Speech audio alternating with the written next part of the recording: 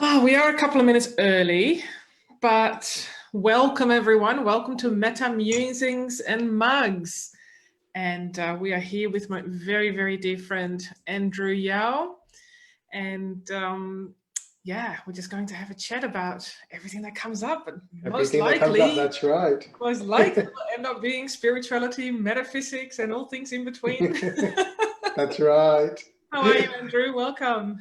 I'm very well. It's been a very busy weekend. And I'm kind of glad for today. So I've kind of potted a bit today and not been doing as much work. Oh, okay. That's always Which is good. nice. Which is nice. Yeah. Definitely. Yeah, I'm trying. I am playing and updating the website at the moment. So that's always a lot of work, as you know. Oh, we can go hand in hand with that one. I'm just recreating my website as well in a different platform. I'm doing three. Three? At the same time, updating it so that it gets SEO approved and all of that. Oh, great. Yeah. Yeah. We were all learning at the same time, right?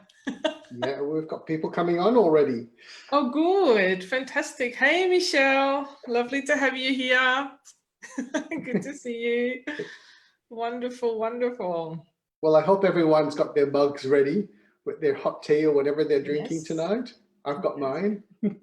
We hope so. So what is in your mug tonight?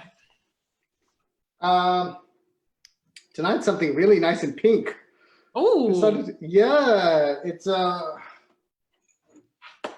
one I don't drink very often. It's called Sugar and Spice and All Things Nice. Oh, how funny is that? Lana just made herself that same cup. Really? Just today and now? Now. I love this one, but I don't drink it very often. I need to be in the mood for this one, but once I make it, I'm like, oh, now I remember why I like it. Oh, wonderful. So why do you drink out of glass? What's so special about that? I like using glass. First of all, for floral teas, I really like using glass because glass kind of shows off the prettiness of it all. Yeah. But also there's something about using glass and brewing flowers in it. It retains the temperature, a hotter temperature.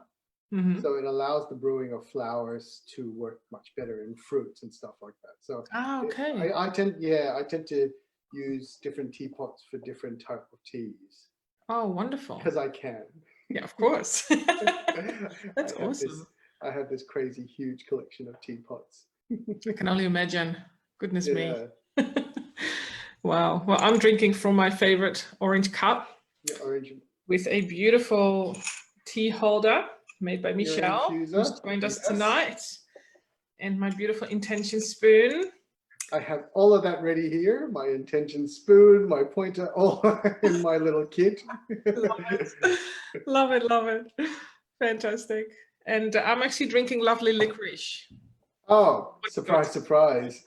That's your favorite, isn't it? It's my favorite. Can't take the Dutch out of you, can you? No, not really.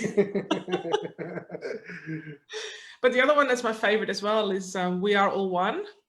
We're All One. Yeah, I love that one too. It's amazing to drink.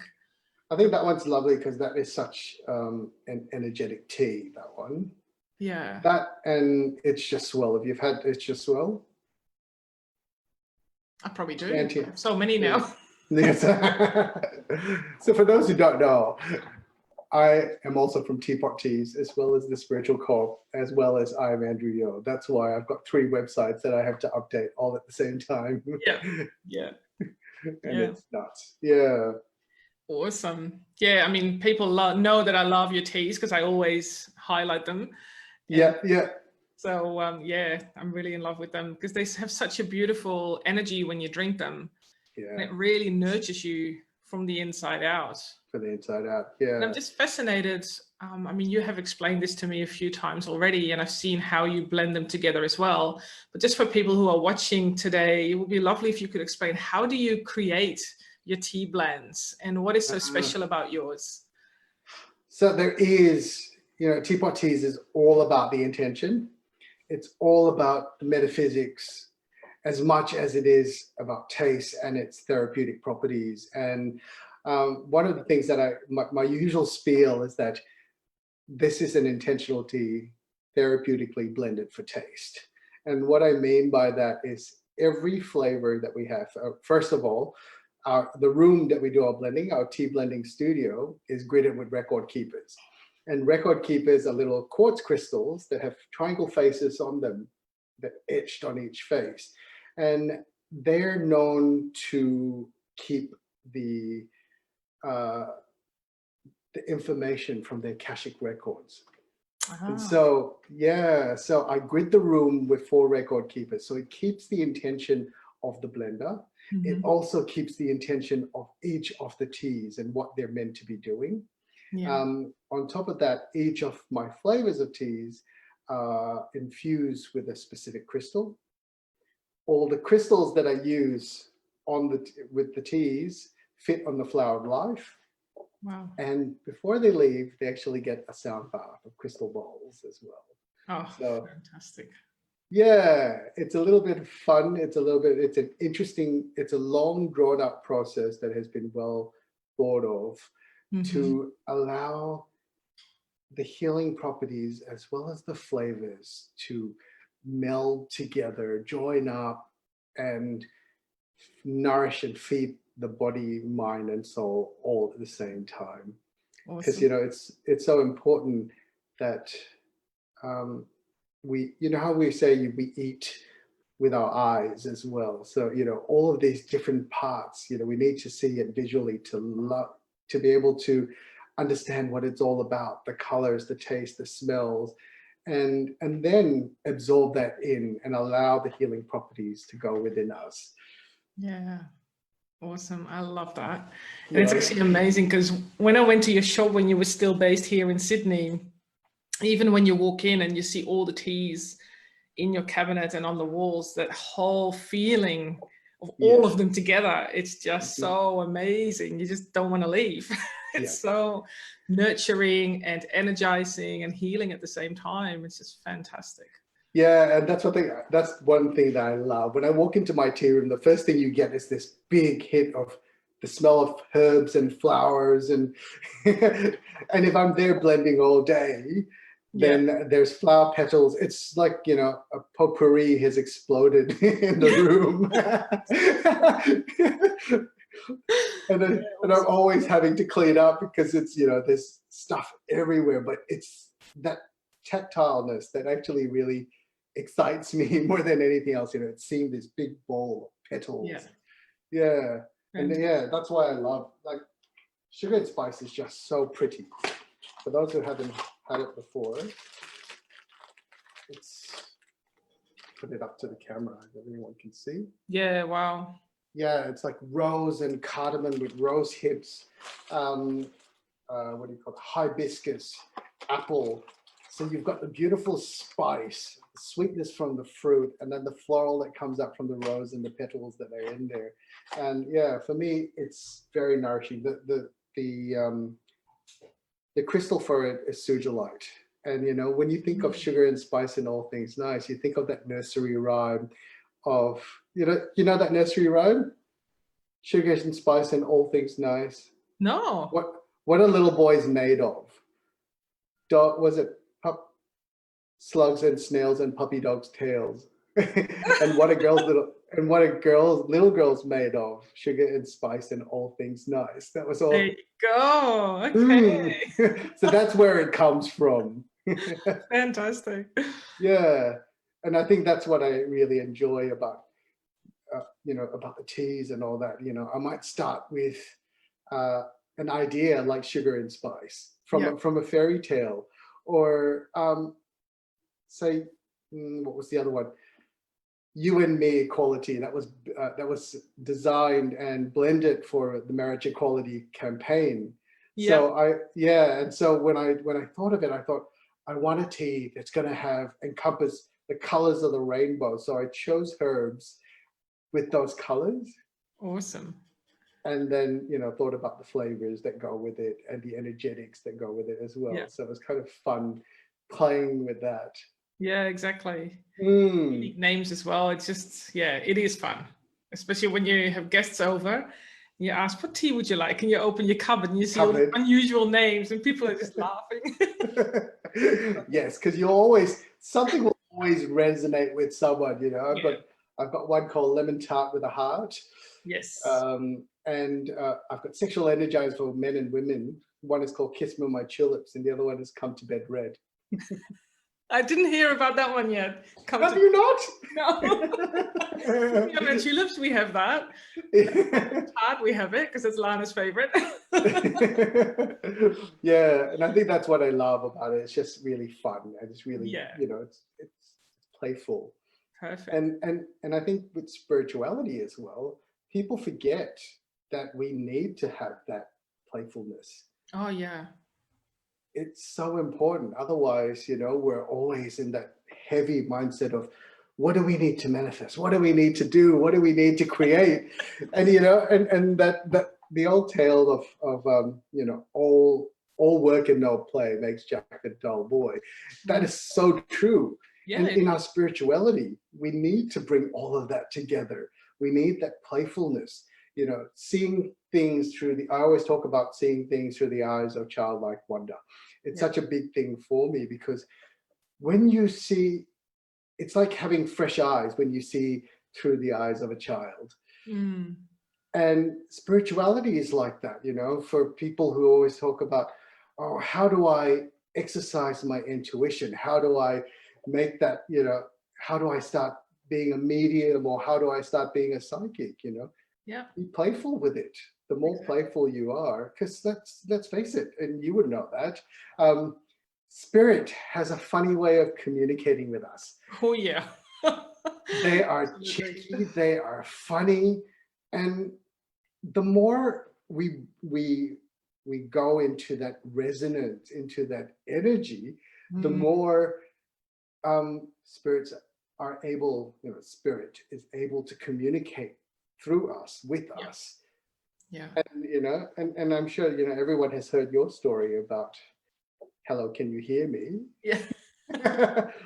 And that's the By same being thing. cheeky and funny. By being cheeky and funny, yeah. I mean, yeah, I think that's just such an important thing, and it just makes me smile. It makes me really, I think it brings new life. Yes. And again, coming into this new energy that we're working in, that's what we're doing. We're bringing in a new consciousness. We're bringing a new way of being. And this pandemic has forced us to do that. Oh yeah. Yeah, big time. If anything is really forcing us to do that, it's absolutely now what's happening, for sure. Yeah. You know, and you know, spirit is fun. And it's also the first time I learned how to consciously connect to spirits, but more so people who have passed over rather than all the other realms that we're connecting with. It's all about having fun, and it's all about lifting up your own energy. So when I learned it the first time, I was in a group with a group of people, and we were dancing to music, you know, and because dance and having music and laughing together, that brings spirit to us because they resonate with that particular vibration. And before we knew it, the room was like triple the size in terms of the amount of people that were there. But, you know, we couldn't see them. But we knew they were there. And then we just sort of switched everything off, sat down, and then the connections were just flowing. And it was so easy to do it. So it's so important for us too, because like you said, you know, we get so bogged down with the focus of having the connection and what we are creating and what do we need to tell our fellow human beings that comes through from spirit, that we often forget to have fun. We often forget to play with this, you know, and we play with spirit too, but they make us do it too. They force us. You have no choice. Once they come in, you know, especially when you do the mediumship stuff, you find that their spirit is bloody funny. You know, and they will do, you know, and that's why people always talk about poltergeists and stuff like that, throwing things around. They're actually having a lot of fun. We might not be. But, you know, they do have fun, and they do have this amazing sense of humor because they're able to pick up. They have to be able to pick up these little nuances that's going to grab your attention. Otherwise, why would we listen? Why would we look? Well, that's right. You don't pick up on anything then. No. You know, No. Yeah. we're literally smacking you over the head because we're not listening. Yeah. Have you had that experience? Oh yeah. Oh yeah. My grandfather does that. My grandfather who passed away, Really? he'll come and, he doesn't smack me in the head. When he was alive, he used to do this thing that used to bug the hell out of me. He'd be using his toothpick, and then he'd poke me in the butt with it. So now, instead of the smack in the head, I actually get that little prick from a toothpick. Oh, wow. Yeah, and I know it's him. Yeah. Oh, and it's really cheeky because he does it, and then I can see him giggling. And when he was alive, he would laugh and, ha, ha, ha, ha, and tilt his head back. And that's what he does. So he'll poke me and then laugh. And I was like, oh, now I've got your attention. Yeah, exactly. Oh my God. Yeah. And he's actually the one that really started all of the psychic abilities for me. When he passed away. Yeah, when he passed away was when I realized. I knew for some reason that when I got on the plane, I knew I was going to see him. And when I was driving to the house, because in Asia, we always have an open casket in the house. Yeah. For a week. Wow. And so you'd come in, and I knew. So I remember being in the car, driving to the house, and everyone was talking, and I thought, oh, he's going to be there. So, everyone got out of the car, walked in the house, and I stood at the front door, and I remember looking up at the coffin that was open. Yeah. There he was standing behind there looking at me. Wow. Yeah. How amazing. Yeah. And from then, it's just never stopped. And then, of course, I've realized that his father, who was a herbalist, is also a psychic. A very, very powerful one who was murdered. Oh, no. He was murdered because he was the seer and psychic for the triad in Malaysia. And because he knew too much, they had to get rid of him. Right. Yeah, so it's always been a really interesting family taboo that no one talks about him. No one knows. They always say he died mysteriously. And I keep on getting, and they keep on saying he fell out of a window. And I think, who the hell just falls out of a window? And recently, I went to the Akashic Records and I had this whole meeting with him, and he showed me his book. Okay. And he showed me exactly how he died, which was very, very interesting. Yeah. Yeah. Wow. The Akashic Records, that's a whole topic in itself. Oh, it is, isn't it? Just learning about that now. It's all, oh gosh. Yeah. It's so interesting. And the more we play with that whole spirituality and understanding how energies work, the more our perceptions of what is changes, doesn't it? Yeah. And it's just never ending thing that, the minute it always feels like this. And my beautiful friend, Bernadette Poppich, and I always talk about this. The minute we start getting something or understanding or to getting a grasp of it, a new wave of something comes in and kind of knocks you over. And then you're like, oh my God, I'm starting all over again. What's going on? What do I have to know? Absolutely. Yeah. Yeah, that is so true. Yeah. And yeah, I find it very, very amazing and amusing. At the same time, it is painful. And I'm sure when you talk to your clients as well, I always tell my friends, my clients, I said, do you really want to go on this journey? Are you really ready? Because it's always challenging. It's never that easy, because if it was easy, all of us would have sailed through it. Yes. And it challenges us on the frontiers that we really need the growth, that we really need to learn and expand from.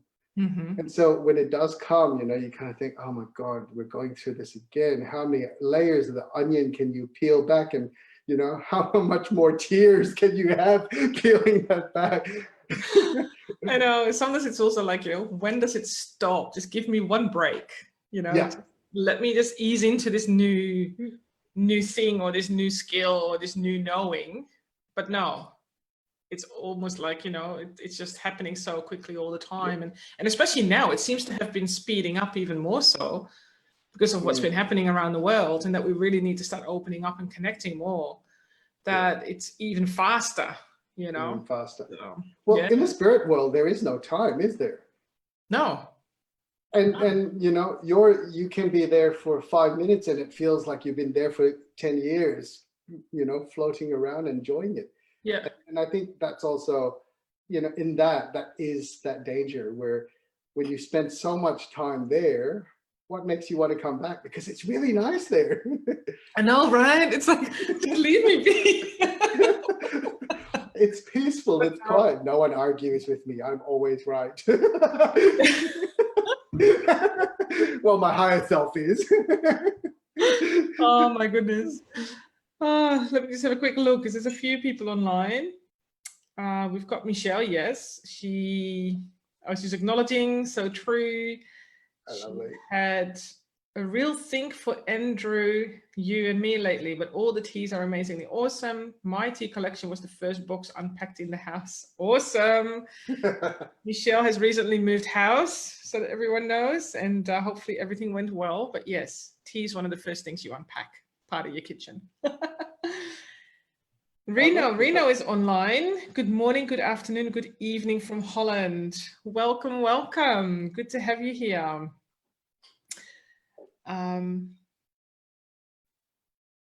Milo here. Oh, she's drinking Milo. Michelle is saying drinking Milo. But she loves sugar. Marshmallows in it. Awesome, awesome. Yeah, it'd be great to see everyone. If you join us, just let us know what you're drinking. Maybe even share a photo of your mug. What type of mug are you drinking from and why is it your favorite mug? I'm always interested in mugs because I love mugs. Yeah, awesome. Do you know, I'm really funny with mugs. Yeah. I love mugs, but I really like fine china mugs. But that's not funny, I don't think, because it makes sense. You throw into your teas and you make a whole ceremony about it, you know? When we had tea together as well, and I pulled out my teapot with the matching little cups, and it's so beautiful to have that ceremony. So it makes sense that you absolutely love that, you know? Yeah, and I think that's what it, you know, for me, ritual is everything. Yeah, yeah. And whether it's, you know, the ritual tea or actually doing a specific ritual, it invokes so much. And, you know, I think we've had this conversation on the spiritual call quite a bit, you know, the ritual part that we bring in to our day-to-day lives is actually what creates our traditions. It's bringing in from the past, bringing in what we learn now, and allowing those traditions to become our day-to-day ritual, you know? Yeah. My thing is, the minute I wake up, I will light a candle and light some incense. It's always been my thing. That's the first thing I like to do in the morning. And it's just about invoking the senses. It's about invoking the elements. Because for me, I work a lot with the elemental realm, you know, and lighting the fire, being grounded, listening to the wind for the air and feeling the water when you have a shower later on, you know. All of this is the ritual that I like to bring into my day-to-day life. And people always laugh because they go like, how do you fit this all in? I said, well, first of all, I'm not a morning person. So this ritual gets me into that. As much as I am irritatingly perky in the morning, because I can be, you know, I'm the type that the person will go, oh, good morning, how are you today? You know, and everyone's like, oh God, what are you on? But I've usually had that half an hour in the morning to myself. To come to me and be ready to, you know, to have people around. Yeah, beautiful. I'm not naturally nice to people all the time. Yes, you are. Come on. No, that's my joke, my running joke. But it is, you know, there is something to say for having those rituals because it really sets the scene for yourself. And doing a ritual in the morning, it really helps to set the intention for the day as well. And it's all about inviting in what you want to create for that day. And that's so important. And having that time for yourself, and in particular for us who are so consciously connected already, we need that time out to just come to ourselves and to connect to everything that is, and to invite in whoever we need to work with for that day. It's just a beautiful way of doing that. And it's important even for corporate people to do that, because, you know, a lot of times I remember when I was in corporate, you come back, you carry the world's woes on your shoulder. Yeah. And sometimes you're not the nicest person when you come back. No. You know, and you know, it's very much part of, you know, so many people are in this cycle where they go to work angry, they come home angry, and they carry it throughout their entire lives. You know, but I actually went for a conference once, and I spoke to this big CEO. I can't remember where he was from, but he actually has a different entrance to the house specifically for that. So he drives in into his garage, which has a door to his office, where he will go in there and sit for 10 minutes.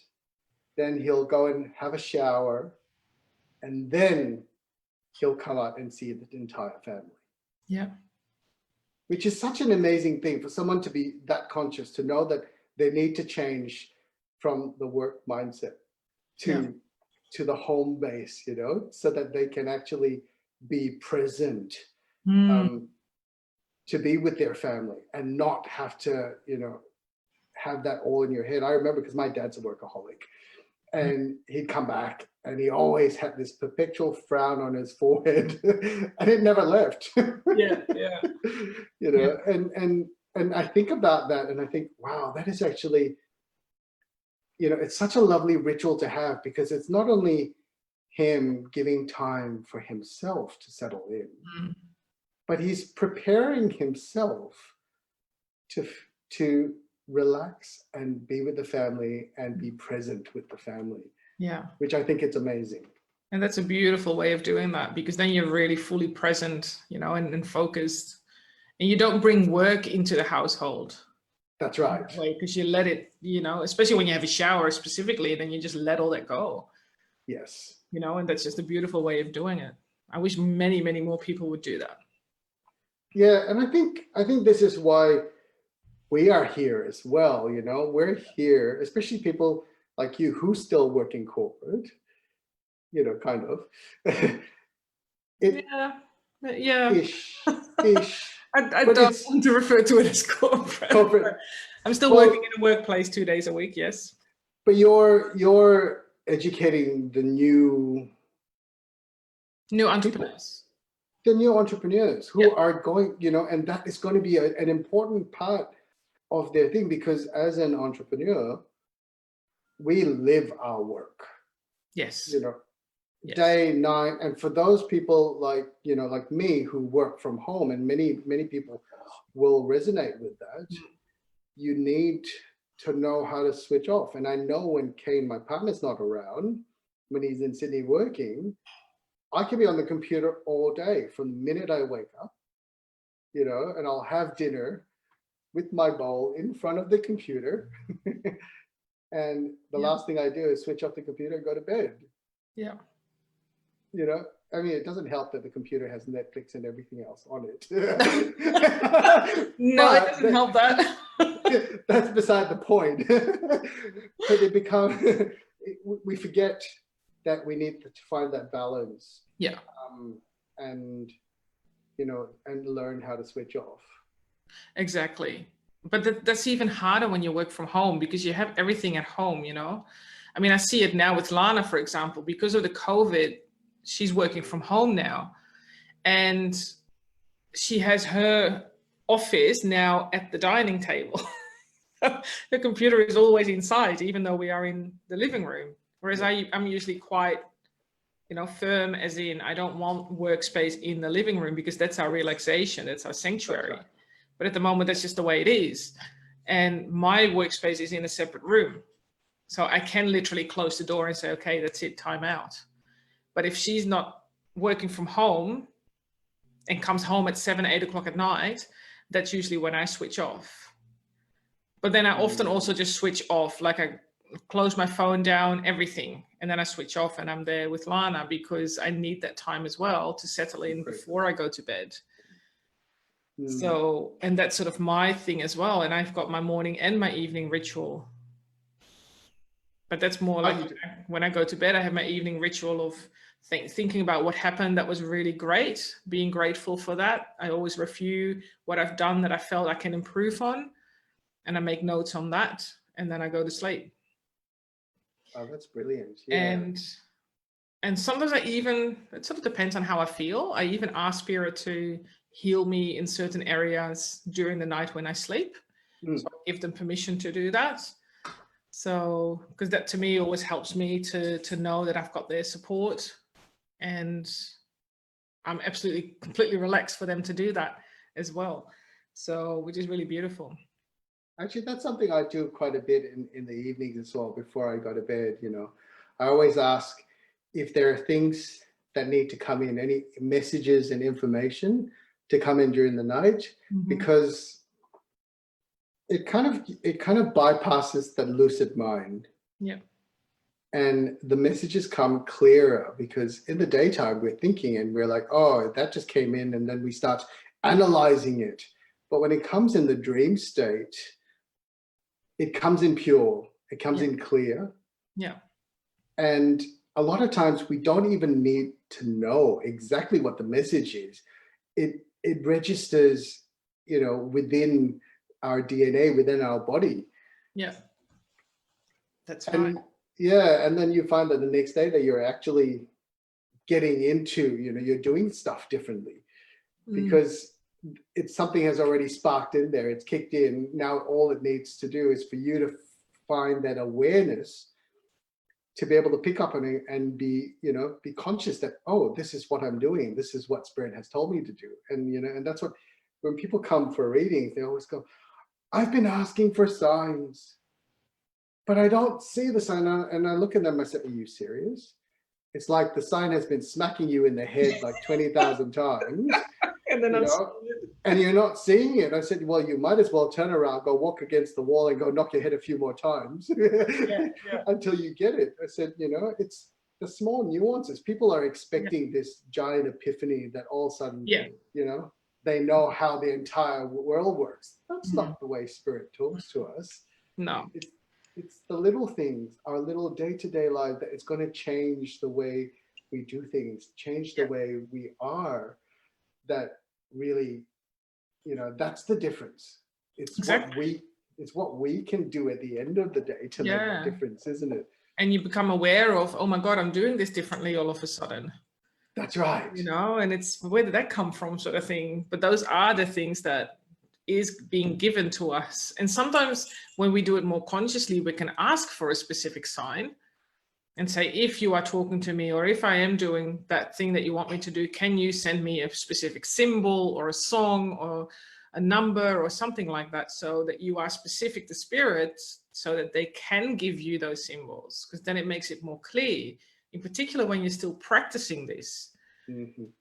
But it's absolutely right, because when you said about, it's just these smaller nuances, those are the ones that we also need to learn to pay attention to. That's right. Because Spirit is not often that clear or that loud, because they know that we are so busy with everything else, that someone's coming in with these big, massive epiphanies that can cause a lot of havoc, rather than it being a good thing for us too, So. Yeah. And I say this quite often. I said, a lot of times, these kind of conversations, which are so important, most people would think, oh my God, these people need to be in a straitjacket. They're absolutely nuts. They're talking about, you're talking about aliens and different dimensions and this. And you're like, exactly. But I always say that it's really important to ask those questions, because, like when you work with a pendulum, if you don't ask a specific question, you will never get the right answer. And that's the same thing with Spirit, if you ask a stupid question, you will get a stupid answer. Yeah. Isn't it?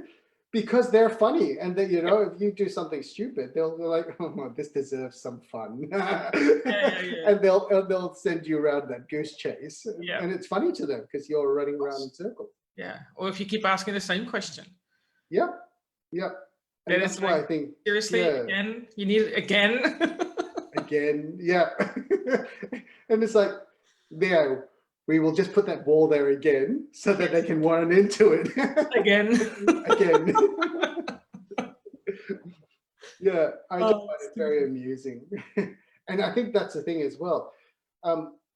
As we're working through this, and as we're going through all the things that we're going through, we're peeling back those layers, we need to start being listening out for those little things, the little signs, and, you know, and match the questions to go with it.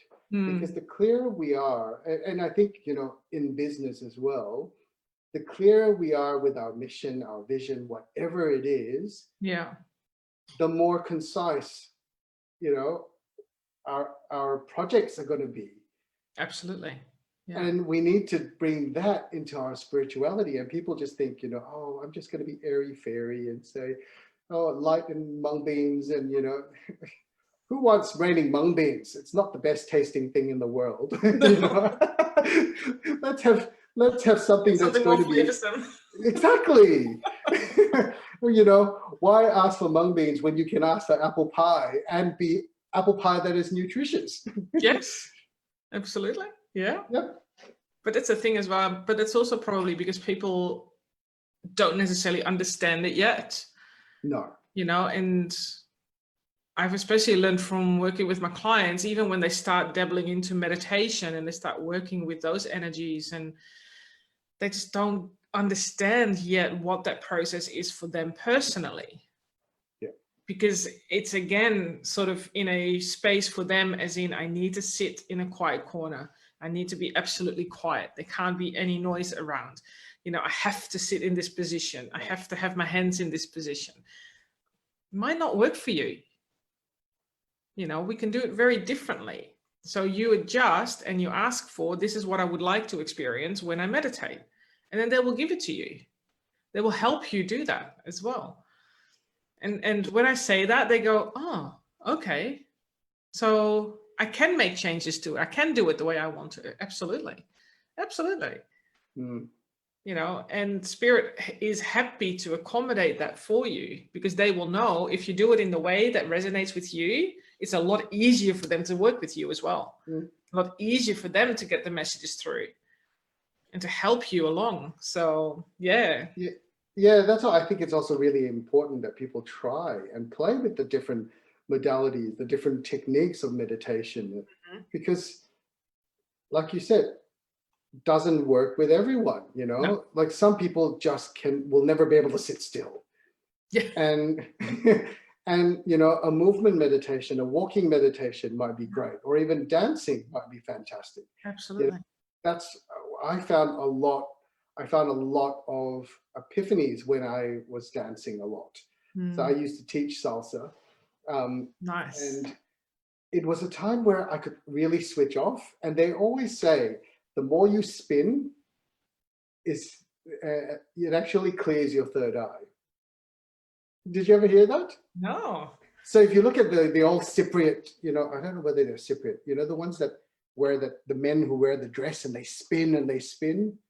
Oh, yeah, I think they are Greek. They're Greek? Yeah, Orthodox, something like that. Yeah. From that area. Yeah. But that is part of that whole thing. And a girlfriend of mine who started chakra dance, if you actually go through her course, you'll find that as you're going, you know, the first level, you're doing the base chakra. It's very primal, you know. So you'll be there, you're stamping, you know, it's that whole hunka chakra, hunka, you know, that kind of feeling. Awesome. By the time you go up to, you know, the third eye, people stand there and they spin. You just stand there and you're in the dark and you're spinning around and around and around. And Yeah, there's something about that movement that activates that. I don't know why we were talking about that. Why were we talking about that? What did I bring meditation? It up? The type of meditation, and that's right. Yeah. So I go into tangents. I know, but that's the thing. It's for people like me who's always going on tangents. Yeah. And the grounding is really important. For others, definitely. the movement actually allows the body to synchronize so that you can be still. Yes. But it needs to start from a place of movement because that's what the body is used to. Yeah.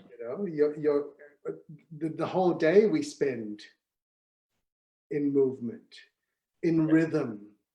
And, we talk about crystals, how crystals work. They are a body of, what do you call it? They are a body it's a matrix that vibrates to a certain frequency. Exactly. And our bodies are the same. So, as we use crystals to do, to attune ourselves, we can use meditation and different techniques to attune ourselves to what we need to be in.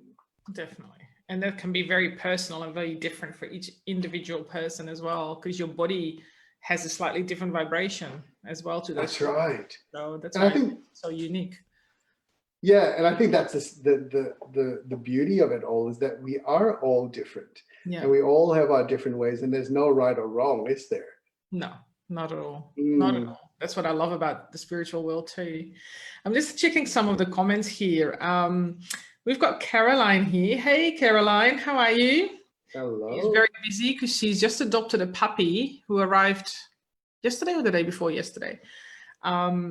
And she's saying she was running a little bit late due to puppy fatigue. Just dropping in to say hello with half open eyes before I have to do the next challenge. And don't we all know that? I know, right? We've all been there. Sufis? The Middle Eastern Sufis. That's what we were talking about. Thank you. They also called them whirling dervishes. Do I pronounce that right? Really? Yeah. Oh, you learned something new. And Raina is saying, I think they are from an esoteric Islamic tradition. That could be. I know that esoteric stuff is always interesting, isn't it? I know, right? Like, and this is that whole thing of that tradition again. It's so important to bring those traditions back. Oh, yeah. Definitely. Definitely. And they all come from a similar place as well. Yeah. And Carolyn is saying, and I thought it was such a good idea, the puppy that is. Yeah, Caroline, I understand that. We got a puppy, and after a year of puppy training, we decided to get another one. So we had 2 years of puppy training. Well, Caroline's got, if I'm not mistaken, now 4 dogs and 3 cats or 4 cats. I can't remember how many, but she's got a bit of a farm happening. Oh, really? Oh, my goodness. Yes. I've got 2 cats and 2 dogs. I think that's enough. Yeah. She says they are addictive. Yeah. Well, just like Caroline, you should see. Very, very addictive. Yeah, I know. Caroline, you should go to see what I have. I have an addiction for flat-faced animals because I've got 2 pugs and two exotic short-haired cats. All of them have flat faces. All of them snore. Oh, they're so cute. She's got 4 dogs. 4. Now, yeah. Love it. Can't have, and you can't have too many pets in the house. But I'm actually surprised because here in Australia, officially, I don't think you can have more than 3 animals in your home. Officially, 3 animals. Officially, legally, yes. Oh dear. If you're not an official farm, if you don't have a big property or a farm, I don't think you can have more than 3, according to the council. But yeah, I don't know what happens outside of Sydney, if you can have more than 3. Well, I think it's semi-rural here. It's considered semi-rural because there are people with more than just Okay. cats and dogs here. There are horses and It cows. might be a bit more lenient. Yeah. I think you still can't have roosters in a suburban area. Okay. Because roosters, what do you call it? They crow and they wake everyone up. Yeah. Oh, well. It's a good time to get up then anyway. Says Bianca. I'm up early, everyone. Who's a morning person? Who's a morning person? I'll be there throwing the stones out the window. Mornings. Oh, Caroline's got 4 cats. Okay, so it wasn't far off with that. And she's asking for photos of your puppies and your cats. Photos. I'll put some photos. Yes. You see. Odin and Freya. Odin, yeah. Awesome. You see. I will do that. Oh, God.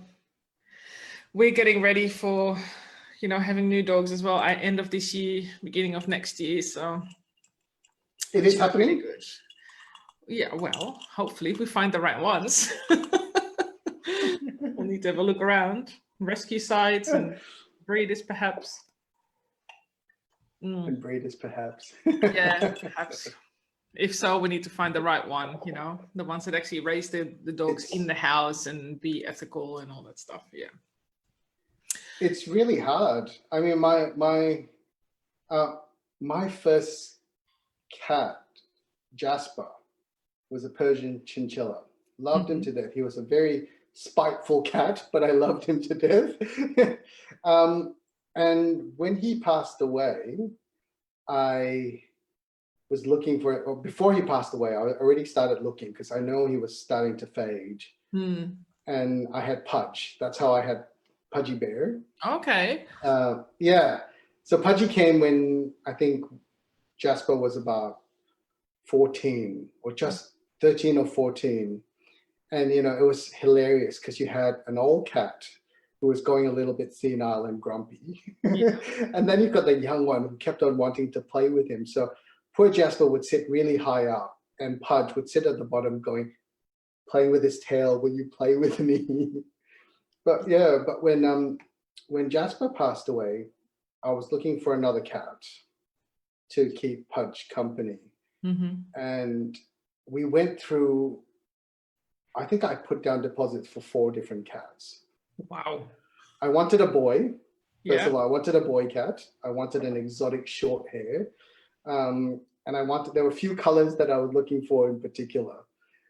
And so I went out, I found a chocolate one, and it was a lilac one. It was so pretty. Wow. Yeah.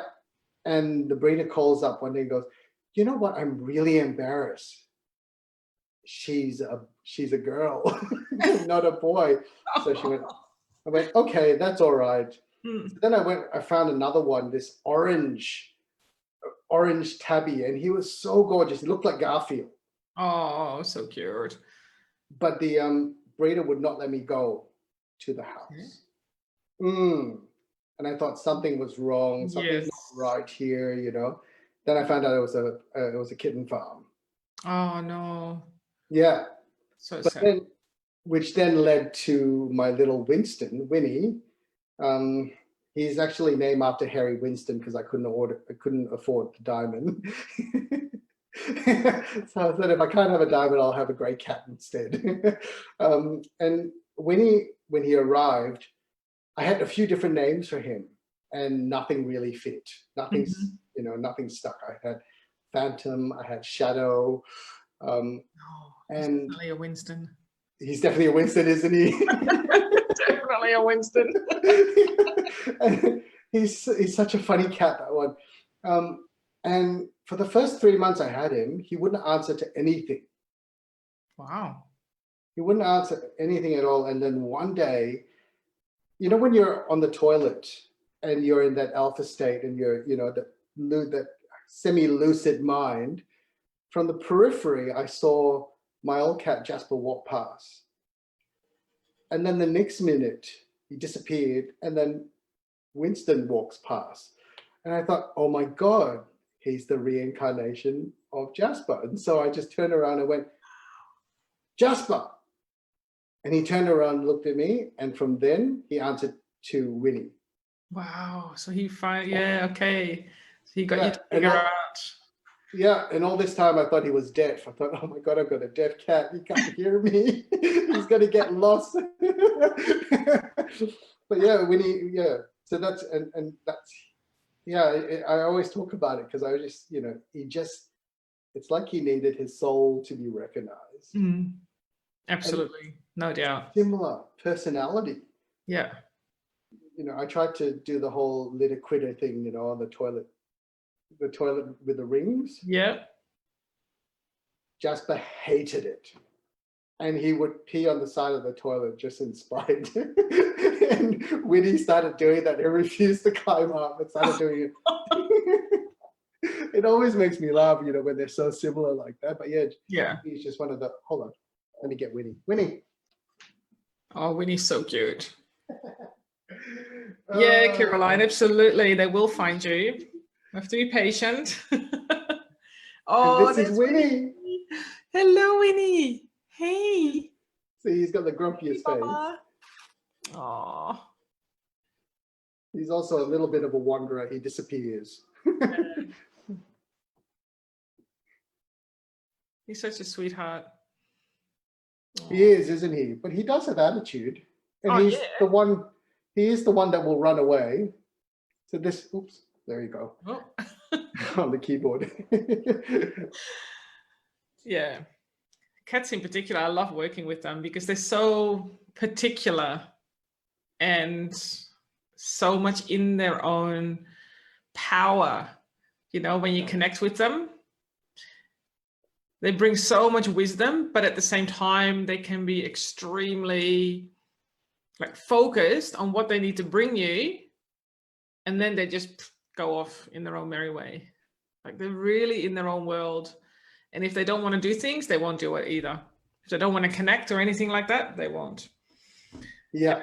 It's very interesting. Definitely. And with dogs and other animals, it's different. They're usually very open to it. They're quite excited about the connection too. Cats can be excited about it as well, but it's more about the task at hand. This is what I need to tell you. And then that's it, done. They go off again. Well, my Pudge, the brown cat. Yeah. He's very much more like a dog, isn't he? Oh, yeah. He appeared when my first pug passed away. And they're very similar like that in personality. Yeah. So Pudge is more dog than he is cat. And he will, when you've been around, he has to be right in the middle. Oh, he's right there in your face. In your face. Give me attention, and I want to be petted and I just want to be there. He just wants to be part of the whole experience. Yeah. Even when you talk to him. He will look at you and. Yeah, he's very different to what most cats are like. Yeah. He communicates differently. He sounds different. Where, Winnie, Winnie has got this bitchy cat side. and he looks at you and you go, if you could speak out loud. Oh, yeah. He's above everything and everyone. And don't try to lower me because it ain't happening. Yeah. Yeah, he's a funny character. That's what I find. Yeah, I always find it just makes me laugh how different every different animal is as well. Oh, yeah. They come with their own characteristics and, but they can also be really persistent. I was talking to a client of mine last week and he connected with his wife because of one of his dogs and they were quite concerned. And, but the dog was actually more concerned about him rather than... Oh, really? So the dog had facilitated that particular meeting going, it's actually not about me. I am okay. This is what I do because we need to work with you. Because these are some of the things that you're challenged by and Bianca needs to help out. So that's why we're here. So it was very fascinating how on camera, even I could see that interaction between the dog and the human parents, like how he was actually communicating at the same time. It was fascinating to watch that. you know, and every time certain things were said, that was what the dog was concerned about, you could see the acknowledgement in the dog as well. Right. Going, yeah, okay, now we're getting there. Yep, this is all right. And then I would connect up and go, what's the next step? Where else do we need to focus? And then he would just go, yep, blah, blah, blah, blah, and rattle that off. And then we went to that direction. And yeah, it was fascinating. When you talk to animals and pets and, you know, how do they sound to you? Very different. Each animal sounds different to me. It's, I mean, initially I sense exactly what they're saying because that's my first sensory that activates. It's the sensing, it's the knowing, but then the voice comes in as well. So the voice usually to me matches the personality of the animal. Mm-hmm. And when I ask them, like, can you describe your personality? What are you like? How do you normally behave? What is your essence in a way? Mm-hmm. Then they will share it to me in their tone of voice, but also in images that they will send me. Right, okay. So, and images that I relate to. So I might get an image of a jester, you know, because they're the funny clown. They are the, you know, that they just want to relax and have fun and chill out. And I can hear the jester bells going off and I can see them moving around like that. Or, you know, I get an image like a cat once did to me, like Puss in Boots from the movie Shrek. Like yeah. It's like, so I get images that resonate with me that I can translate. But the voice, and sometimes my voice matches their voice in the frequency so that the humans can actually hear that I am connecting with the animal. So that's for them, oh my God, you know, you sound like my dog behaves and how, you know, my cat does or whatever it is. So it actually changes my voice as well sometimes. Oh, right. Okay. Yeah. Because the frequency is at such a level that I can reach that and my voice reflects that. Or my words that I use or how the energy comes through, that you can actually describe what the personality is of the animal as well. Right. But absolutely. And what would you say if someone wants to speak to the animal? What would you tell them to do? Well, first of all, it's definitely the observation. But the funny thing is, most people that I've worked with, they already know what goes on for their animal intuitively. It's almost like knowing your own children, you know, so they come to me and they go, oh, but my dog does this, my cat does that, and this is how and I know that they don't like this, and I know that, and then they can't explain to me how they know it. So every single person already has that connection with their animals. So it's the conscious way of communicating with them. That's where people are starting to struggle.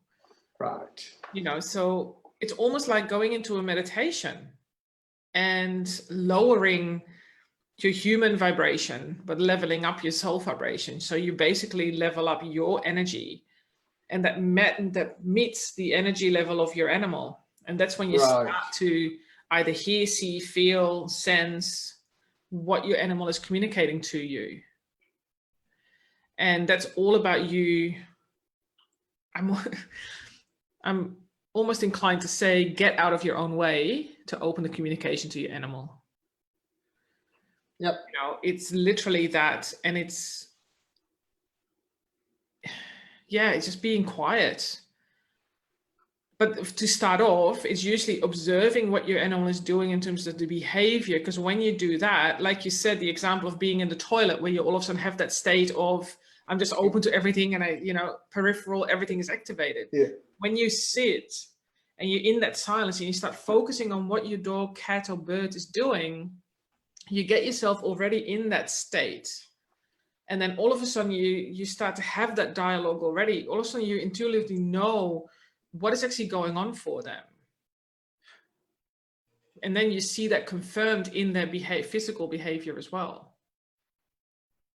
And then you can start asking the questions too.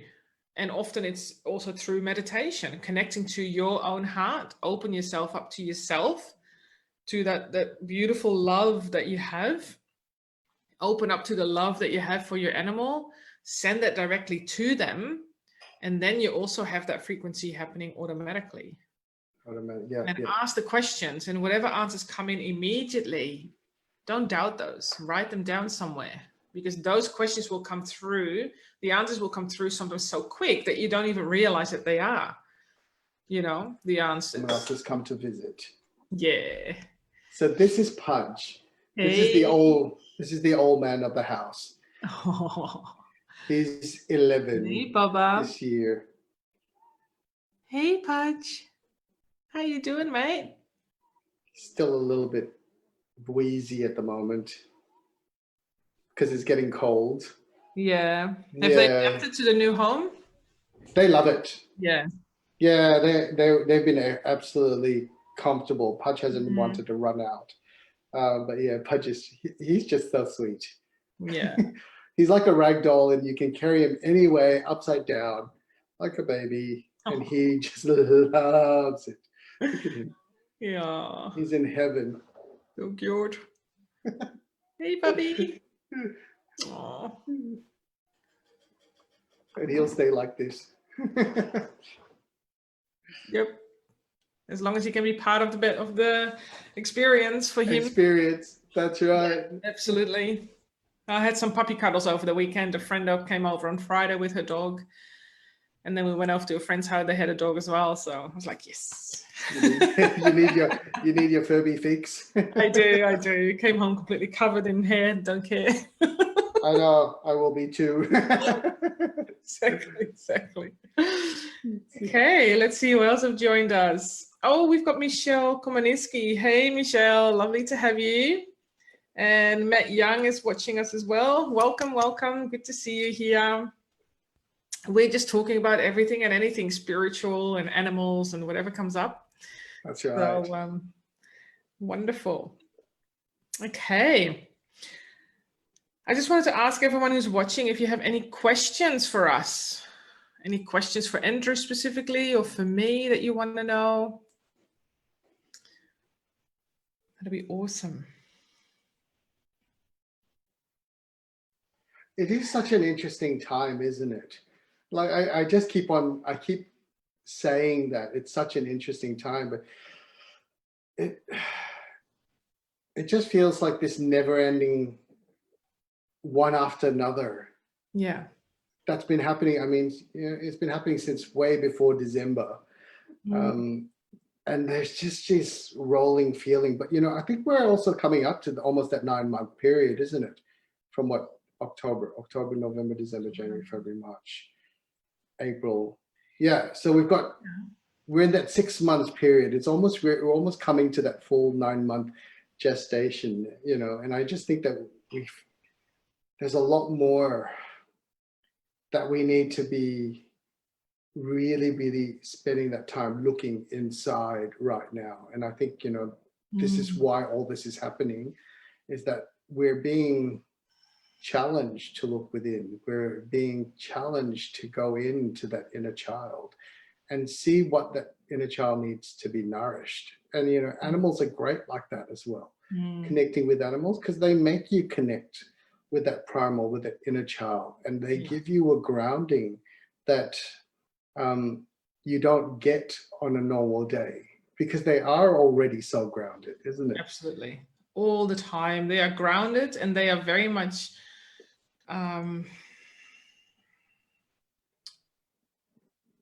in a space of acceptance and absolutely just being in the moment at all times.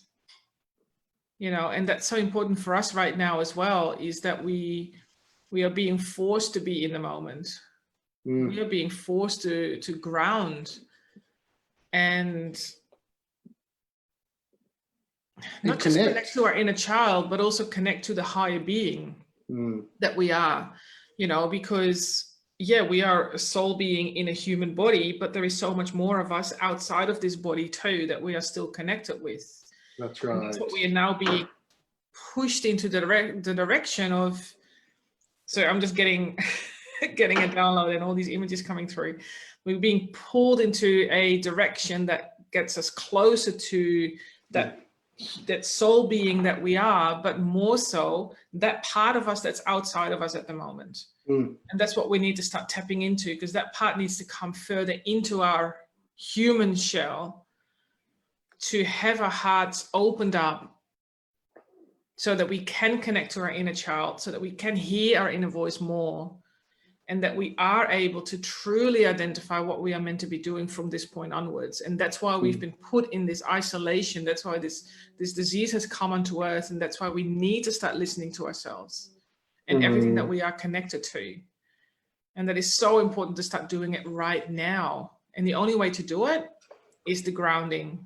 It's connecting to our inner child, healing all the trauma, peeling back more layers, but also coming back into what do we need to release to fully open up to ourselves.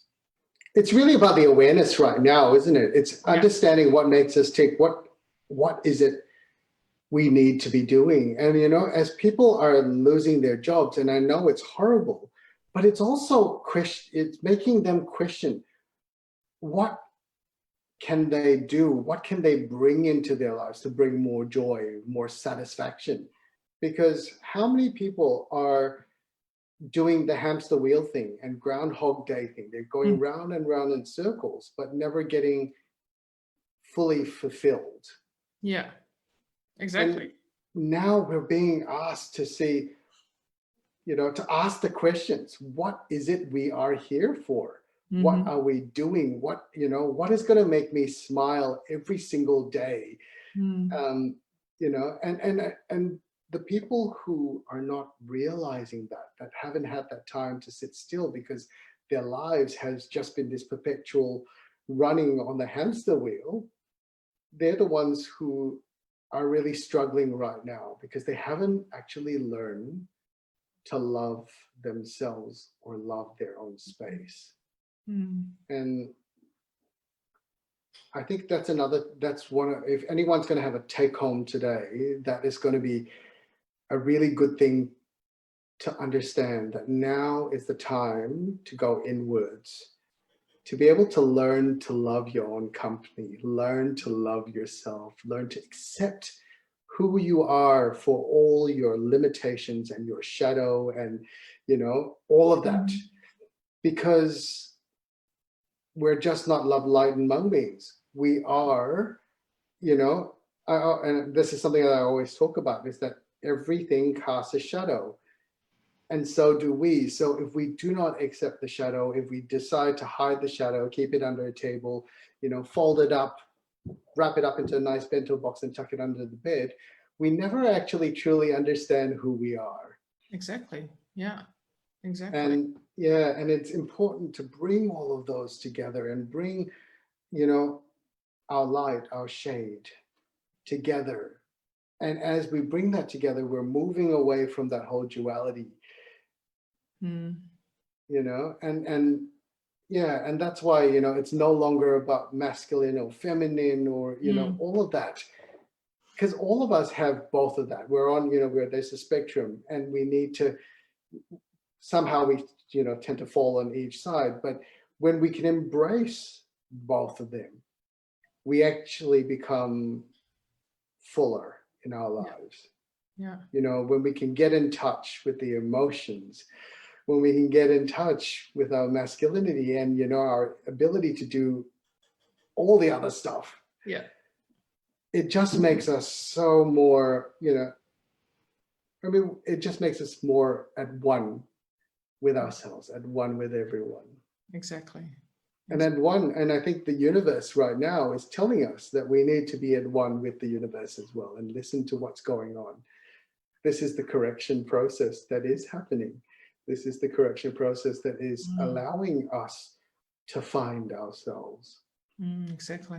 So that's the one thing that I always talk to about people, is that I invite them to actually really understand what makes you tick. Yeah, absolutely. And now we're being forced to do that. And a lot of people are, the ones that are not listening will go back to their old ways, but they're going to be struggling big time. And when they were pushed into this, you know, either out of work or working from home, they are being pushed into that space, but now they're still settling in, going, but what am I actually doing? I'm in this new space now. What am I meant to be doing? So they're starting to settle into that now. So at the moment, there's a bit of friction as well, where it's being suggested that we're going back to work. It's being suggested you can go out and find other work if you've been, out of work for a while. But we haven't even gone through the process of, but what am I actually meant to be doing? What does put that smile on my face every day? And they're still in that state of, where am I going exactly? But that's where us being in that quiet space, or us going out into nature and actually do the meditation as it suits us, that gives you the answers, that helps you with your connection, and that will really bring that all together for you. Yeah. And I almost feel like universe is not even telling us. Universe is literally pushing us to do this, because it is so extremely important to do this right now. Yes. For all of us, including the animals, including the world, it's just, I can't even describe the enormity of it, and the weighting of it, of the importance of this, it feels so extreme almost. It is. It's like it's an extreme shutdown so that we can actually come and ask the questions. Yeah. Absolutely. And it comes back to that whole thing, ask the questions. What is important?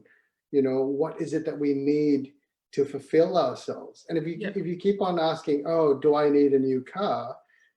It's like, it's not really the question. Yeah, it's not really the question. And it's the whole thing of identity as well, because we lose, as we're not working, as we're not doing the thing, our day to day, like once upon a time, I would relate that I'm a dancer, but I don't, and what happens now when you can't go out and dance? I'm still a dancer, but I'm having to do it in a whole different way. Yes, that's right. Caroline is saying this. Caroline is saying it's all about remembering, reconnecting with who we truly are. Absolutely.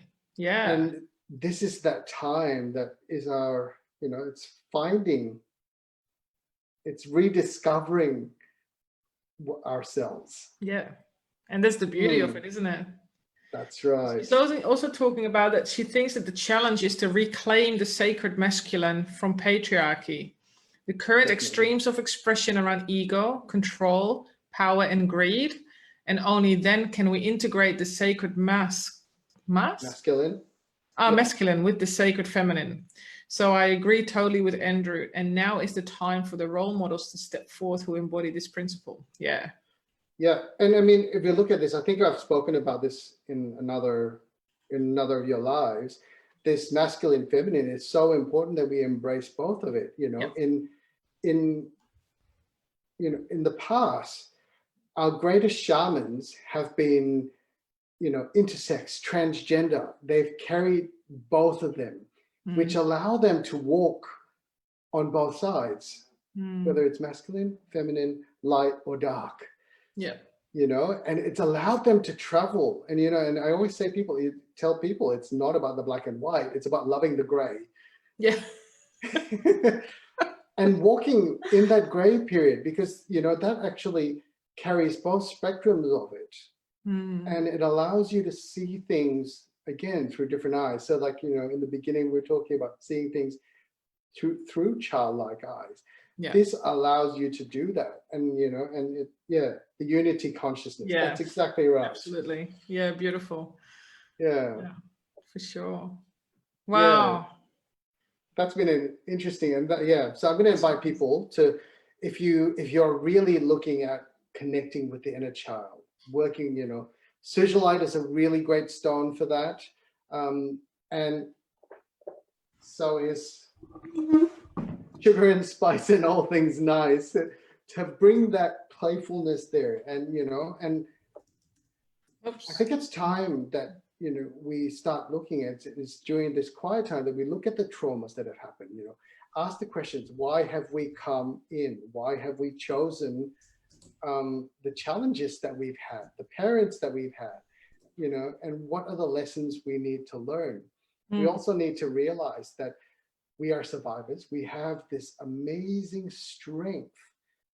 And it's this strength that we've gained now. We need to go back to that inner child and let that inner child know that now they're not as vulnerable and we can take care of ourselves, you know, and it's imperative now that we do that during this period, and to reconnect with that inner child, that inner, you know, that soft, vulnerable place, and allow ourselves to be vulnerable now, because it's only that when we're vulnerable is that we can be truly seen, and that's the only way that we can really connect. Because like Carolyn was saying, that's when we let down the ego. That's where we can help each other, where we can come together. And, you know, and that's my whole dream for the spiritual co-op was a place for spiritual and conscious beings, conscious creators to come together, to be able to support each other, because we spend so much time on our own, we forget that there are people around us who are going through exactly the same thing. And we need to share all the information that we have, all the downloads, and be able to, you know, it's that whole analogy, isn't it? You know, once you can break a stick really easily, but if you put a bunch together, have you heard of that? This little folk tale.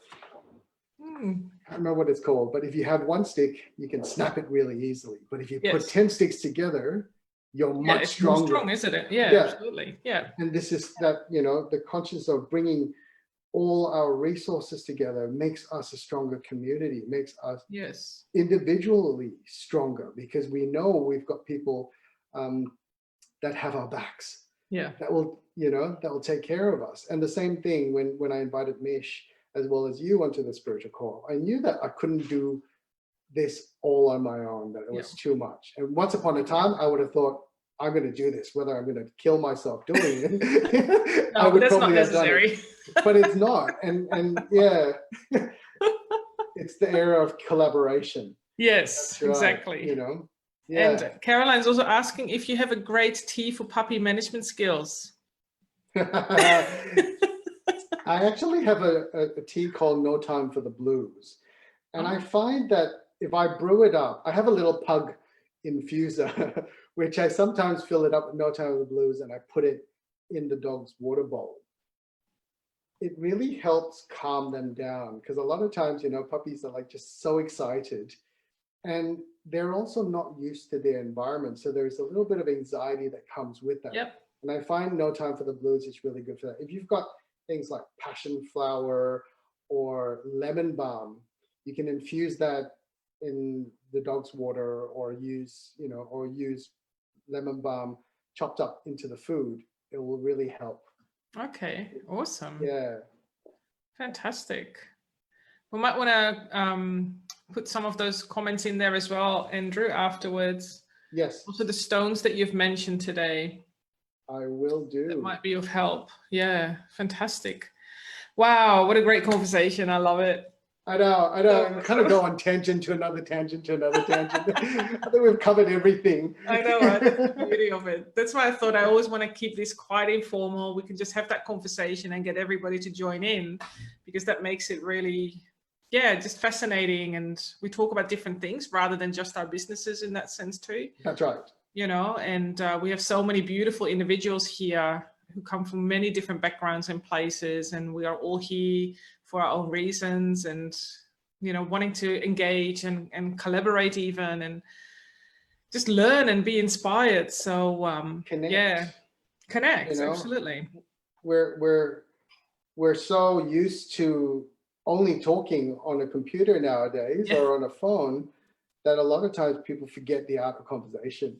Exactly. And that's right. And forget, you know, and you see it quite often. You know, you meet people, sometimes you've been talking to them over Facebook for ages, and then you meet them and they're like, not one word comes out. They're lost the art of asking questions.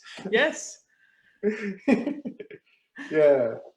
But so no, wonderful. It's so wonderful to see you again.